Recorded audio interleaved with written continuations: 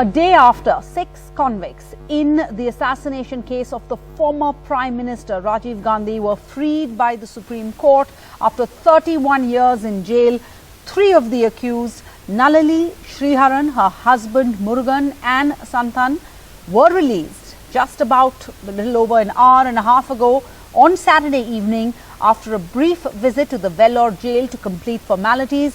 Nalini had earlier this morning visited a local police station to mark her presence, all of this part of parole conditions. In May, the Supreme Court had used its extraordinary powers to free a 7th convict, Periyavalan, and the same order applied to the rest of the convicts, the court said.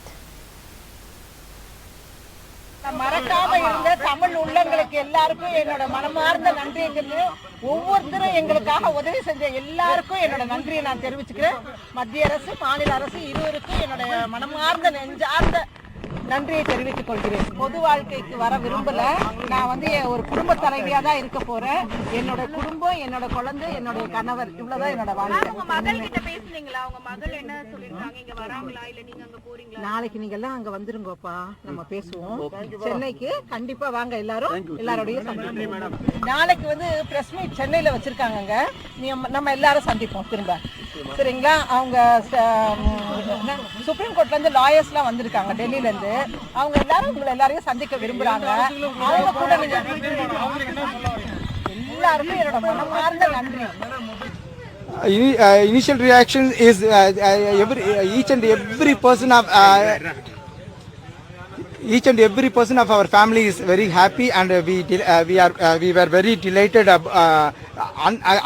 about that unexpected judgment. She is very happy. She is going to live with her family. What is your so are you planning to meet Tamil Nadu Chief Minister M.K. Stalin anytime to soon? thank him? Personally. We will try to get his appointment. After that, definitely we will thank him. And Sam Daniel joins us from Vellore. He was at the jail as Nalini walked out after 31 years. So what's next, Sam? What happens? I know there's a press conference being planned for tomorrow.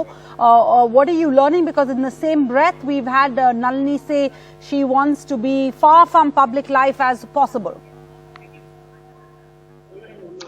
That's right. She has ruled out that she would enter public life, Sarah. She says she would lead her life afresh. She would start her life afresh as a mother, as a family person, joining her daughter. In fact, she is in the UK. She got married recently, according to her lawyers. And in the case of the other 5 members, 4 of them are Sri Lankan nationals, and the police have taken them to a special camp in Trichy. The idea, the senior officials say, is to deport them ultimately. And in the case of one Indian citizen, Ravi Chandran, he would continue to be in India. He's again a free bird. All of them are technically free. They've been set free by the Supreme Court. But since 4 of them are Sri Lankan nationals, they will be moved to that special camp and then sent back to Sri Lanka. And it's a kind of an emotional moment for all of them. This brings their 31-year-long jail term to a close. And it has been an emotional issue in Tamil Nadu for almost a decade. Many in Tamil Nadu, including the political arch rivals, the ruling DMK and the AIADMK, have been championing this cause, asking for their release, saying that they have suffered enough punishment behind bars and they should be given a chance to reform and join the mainstream.